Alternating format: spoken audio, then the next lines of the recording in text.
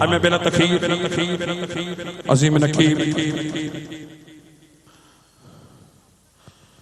بلا تخیر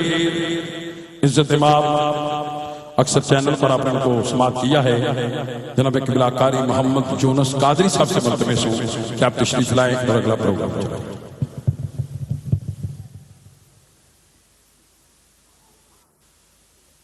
نعرہ تکبیر، نعرہ رسالت، نعرہ رسالت، نعرہ حیدری، اللہ محمد جاریہ حاجی خواجہ کتب فرید فیضان دربار علیہ مہری شریف۔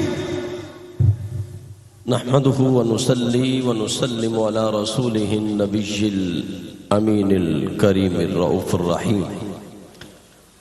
أما بعد فأعوذ بالله من الشيطان الرجيم، بسم الله الرحمن الرحيم، ورفعنا لك ذكرك، صدق الله العظيم وصدق رسوله النبي الكريم الأمين،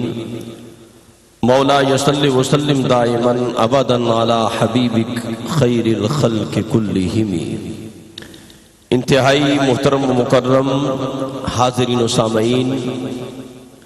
ARYQ ٹی وی پر آپ کا میزبان قاری محمد یونس قادری آپ کو خوش آمدید کہتا ہے۔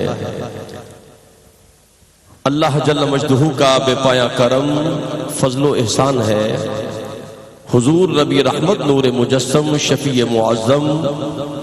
مشعل بزم وفا چراغ خانہ صفا جانے جہان اجتباء شاہ عقلی مصطفیٰ سرخیل جملہ انبیاء سید و سردار کل مرکزی دیدار کل حامل اوصاف کل مستر انوار کل سرور کائنات فخر موجودات نور الہدا احمد مجتبی محمد مصطفیٰ علیہ تحیت و ثنا کے کرم سے سالانہ عظیم الشان محفل ذکر خدا و محفل میلاد مصطفیٰ صلی اللہ علیہ وآلہ وسلم و جشن علی المرتضی رضی اللہ تعالی عنہ کے اندر ہم حاضر ہیں۔ 24واں سالانہ اس مبارک پیر طریقت فخر السادات واقف رموز حقیقت حضور قبلہ الحاج خواجہ سید منظور حسین ہاشمی رحمۃ اللہ تعالی علیہ کی اس بابرکت تقریب میں ہم حاضر ہیں، اور ولی کامل جن کی نظر کرم سے یہ پروگرام انعقاد پذیر ہے، خواجہ خواجگان قیوم پنجم شہباز طریقت